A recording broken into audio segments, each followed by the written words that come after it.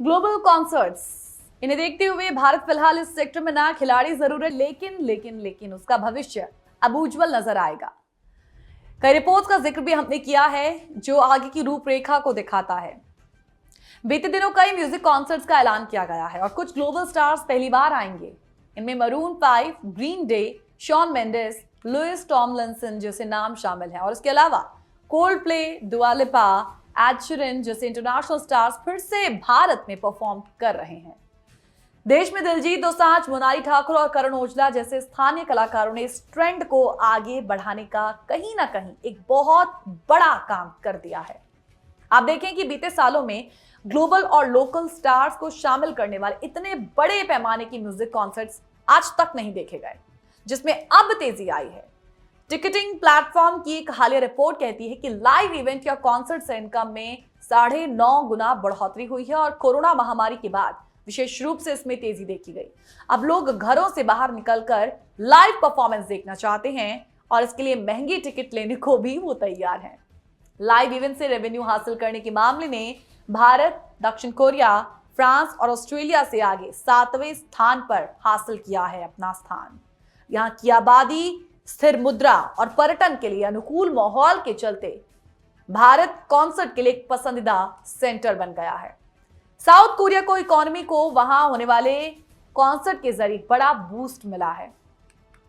इस साल भारत में Ed Sheeran, Shawn Mendes, Green Day और ब्लैक पिंक समेत कई इंटरनेशनल स्टार्स परफॉर्मेंस देने वाले हैं। एज अ रिजल्ट देश की कॉन्सर्ट इकोनॉमी के 6,000 से 8,000 करोड़ रुपए तक पहुंचने का अनुमान जताया जा रहा है। एक रिपोर्ट कहां यह बताती है कि 2028 तक म्यूजिक मार्केट $245 मिलियन तक पहुंचने का एस्टीमेट है और इसी के चलते साल 2024 में देश के 300 से ज्यादा शहरों, 30,000 से ज्यादा छोटे बड़े शोज हुए और ये शोज सिर्फ बड़ी सिटीज में नहीं बल्कि कानपुर, शिलोंग, गांधीनगर जैसे 2 टियर सिटी में भी देखे गए हैं। अब जरूरत इस बात की है कि कॉन्सर्ट के लिए इंतजामों की जरूरत कैसी होनी चाहिए। नेचुरल सी बात है कि इंफ्रास्ट्रक्चर तैयार करना इस सेक्टर को बढ़ावा देने में अहम योगदान साबित होगा, जिसका जिक्र पीएम नरेंद्र मोदी कर चुके हैं। भारत में बीते दिनों हुए दिलजीत से लेकर कोल्डप्ले के कॉन्सर्ट में विवाद भी सामने आए, जो जगजाहिर है। दिल्ली में हुए दिलजीत के कॉन्सर्ट में टिकट्स की कालाबाजारी का मामला सामने आया, साथ ही खुलेआम शराब परोसने को लेकर भी शिकायतें दर्ज की गई। इसके अलावा जिस जेएलएन स्टेडियम में यह शो हुआ वहां भी फैंस ने प्रॉपर्टी को काफी नुकसान पहुंचाया और इस तरह का विवाद उनके चंडीगढ़ वाले कॉन्सर्ट में भी सामने आया।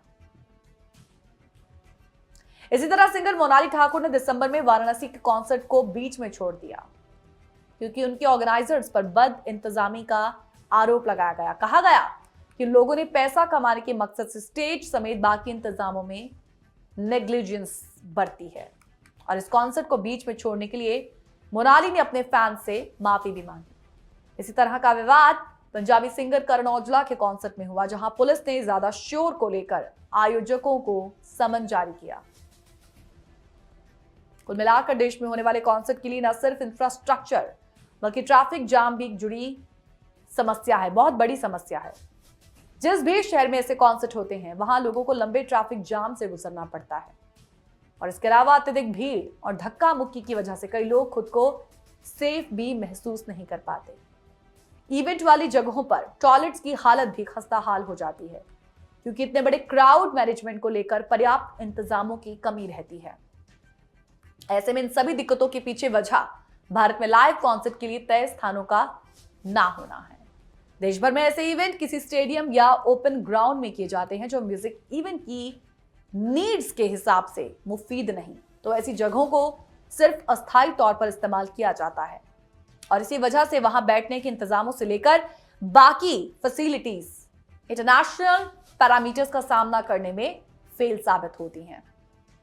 देखिए, म्यूजिक एक ऐसा फील्ड है जो न केवल हमारे एंटरटेनमेंट के तरीके को बदल रहा है बल्कि हमारे आर्थिक परिप्रेक्ष्य को भी एक नई दिशा दे रहा है।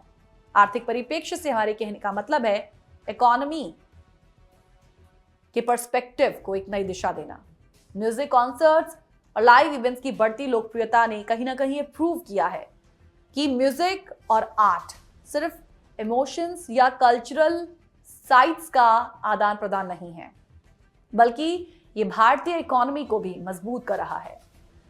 दिलजीत दोसांझ और क्रिस मार्टिन जैसे वर्ल्ड फेमस आर्टिस्ट कि भारत में हुए कॉन्सर्ट्स ने ये दर्शाया कि भारत अब सिर्फ एक दर्शक नहीं बल्कि म्यूजिक और लाइव इवेंट्स के क्षेत्र में एक प्रमुख खिलाड़ी भी है।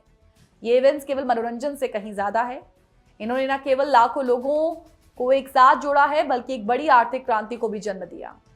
स्थानीय व्यवसायों से लेकर होटल और ट्रांसपोर्टेशन तक सभी उद्योगों ने इस इवेंट के माध्यम से समृद्धि देखी। और यही नहीं, इन कॉन्सर्ट्स ने भारत को एक ग्लोबल म्यूजिक हब के रूप में भी प्रस्तुत किया।